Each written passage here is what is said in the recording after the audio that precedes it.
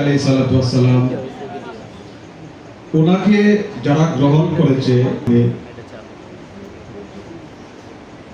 যদি ওনাকে মোহাম্মদ রূপে মানে তাইলে মোহাম্মদের আবির্ভাব ঘটা সম্ভব।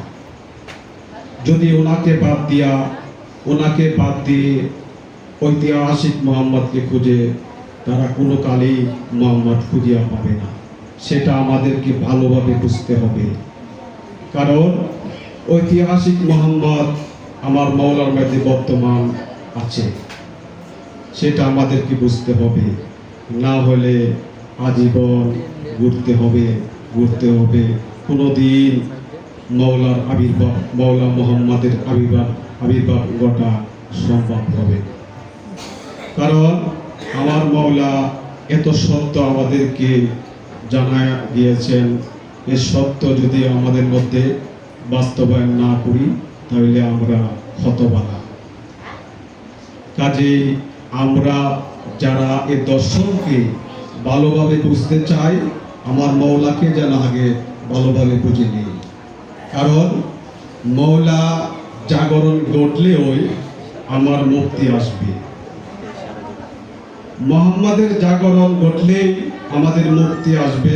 ঐতিহাসিক মোহাম্মদ নয়, বর্তমান মোহাম্মদ, যারা আপন মুর্শিদ তার জন্য মোহাম্মদ।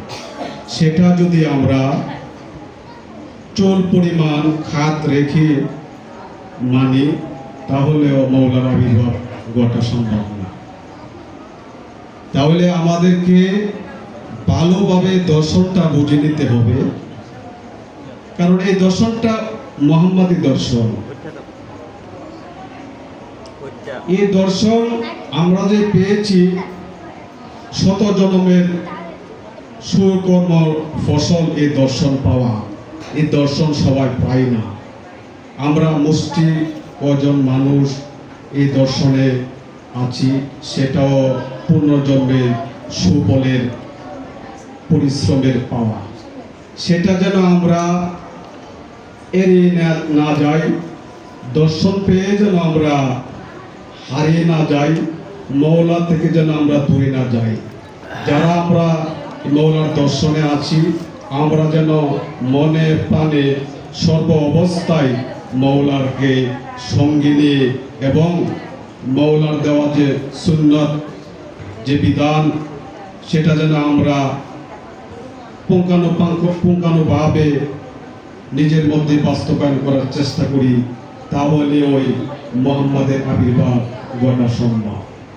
আমরা যেন এই বারোই রবিউল আউয়াল আসলে অনুষ্ঠানে আমরা না করি, কারণ বারোই রবিউল আউয়ালটা আমরা যে করব, সেটা আমার মাওলা দেখাই দিয়ে গেছেন যে অনুষ্ঠানের যে বারোই রবিউল আউয়াল মওলার আবির্ভাব ঘটে, সেটা কিন্তু আমাদের সকলের জন্য নয়। যারা পালন করে তারা পালন করবে, কিন্তু আমরা যেন এই বারোই রবিউল আউয়ালের মধ্যে সীমাবদ্ধ না থাকি, সেদিকে যেন আমরা লক্ষ্য রাখি। তো আলোচনা দিকে তো করছি না।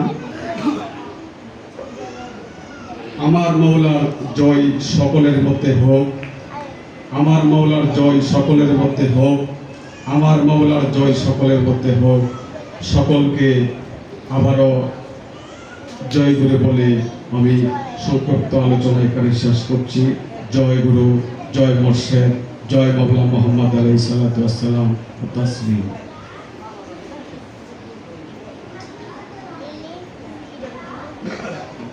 ধন্যবাদ।